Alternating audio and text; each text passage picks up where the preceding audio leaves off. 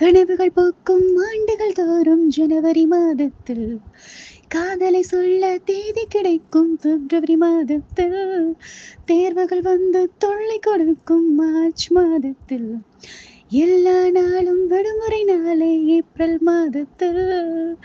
March மாசம் குடுத்த அந்த தேர்வு தொல்லையில இருந்து அப்பாடா அப்படின்னு விடுபட்ட நம்ம ஸ்டூடெண்ட்ஸ் எல்லாருமே இந்த ஏப்ரல் மாதம் மே மாதத்தோட வெக்கேஷனுக்கு எல்லாரும் ரெடி ஆயிட்டாங்க அப்படின்னே சொல்லலாம். இத்தனை நாளா பேரண்ட்ஸும் எப்படா இந்த எக்ஸாம்ஸ் எல்லாம் ஓவர் ஆகும், எப்படா ஒரு சின்ன ட்ரிப்பா நம்ம எல்லாரும் வெளியே ஃபேமிலியா போயிட்டு வரலாம் அப்படின்னு ஆசையோட எதிர்பார்த்துக்கிட்டு இருக்க உங்களுக்காகவே ஒரு சில பிளேசஸ், எனக்கு தெரிஞ்ச பிளேசஸ் வந்து நான் ஷேர் பண்றேன். அது உங்களுக்கு பிடிச்சிருந்துச்சு அப்படின்னா அந்த பிளேஸ்க்கு போய் என்ஜாய் பண்ணுங்க. ஃபர்ஸ்ட் நம்ம பார்க்க போற பிளேஸ் என்ன அப்படின்னா, நீலகிரி மாவட்டத்துல இருக்கக்கூடிய கோத்தகிரி தாங்க. இங்க இது ஒரு குளிர் வானிலை நிறைந்த ஒரு பகுதி அப்படின்னே சொல்லலாம். இப்ப இருக்கிற சம்மருக்கு இந்த குளிரான ஒரு பிரதேசமா இருக்கக்கூடிய ஒரு இடத்துக்கு போனா அது ரொம்ப என்ஜாய்மெண்ட்டா தான் இருக்கும் இல்லையா?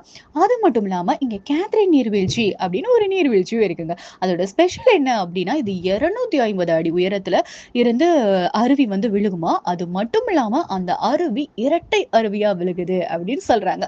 நம்ம ஒத்த அருவியா இருந்து போய் என்ஜாய் பண்ணாலே அப்படி இருக்கும். ரெட்டை அருவியா இருந்துச்சு அப்படின்னா, இன்னும் கொஞ்சம் என்ஜாய்மென்ட் அதிகமாவே இருக்கும் இல்லையா?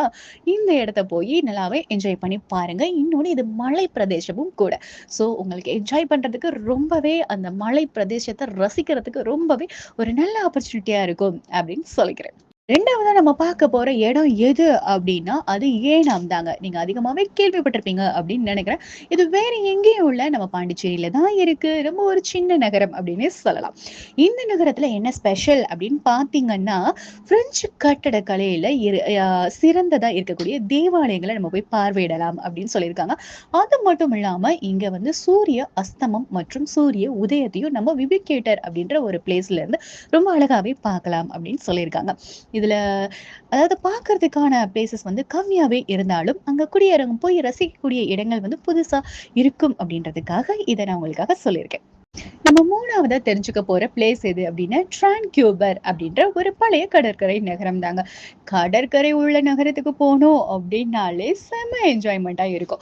அதுவும் இது பழைய கடற்கரை நகரம் அப்படின்னு சொல்லிட்டாங்க. அப்ப அங்க என்ஜாய்மெண்ட்டுக்கு குறைச்சலே இருக்காது. அத விட ரசிக்கிறதுக்கான ஒரு பிளேஸ் அப்படின்னே சொல்லலாம். கடற்கரைய ஒட்டி டேனிஸ் கோட்டை அப்படின்னு ஒரு கோட்டை இருக்குங்க. அது எப்படி இருக்கு அப்படின்னா, அந்த பழைய பிரிட்டிஷ் கட்டிட கலையில அதனுடைய கட்டிட அமைப்பே ரொம்ப அழகாவும், அது ஒரு வித்தியாசமாகவும் இருக்கு அப்படின்னு சொல்லலாம். அதனுடைய அழகையும், வித்தியாசத்தையும் எங்க பார்க்கிறதோட நேர்ல போய் பார்த்து ரசிங்க அப்படின்னு நான் சொல்லிக்கிறேன்.